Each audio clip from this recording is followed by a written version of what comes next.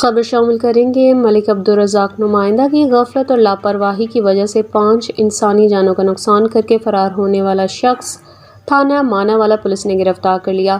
گزشتہ روز ماناوالا کے علاقے میں ٹریکٹر ٹرالی پر سوار ڈرائیور نے دوسری طرف سے آنے والے مسافر ویگن میں مین روڈ پر غلط ڈرائیونگ کرتے ہوئے ایکسیڈنٹ کر دیا، جس کے نتیجے میں ویگن میں سوار 5 افراد جاں بحق اور 7 زخمی ہو گئے۔ ڈرائیور رات کی تاریکی کا فائدہ اٹھاتے ہوئے موقع سے فرار ہو گیا تھا، جس پر ڈی پی او شیخو پورہ بلال ظفر شیخ نے فوری نوٹس لیتے ہوئے وقعے کی سنگینی کے مدنظر حادثے میں فوت ہونے والے اور زخمیوں کو ہسپتال شفٹ کروایا اور مقدمہ درج کرکے ملزم کی گرفتاری کے لیے ٹیم مقرر کی۔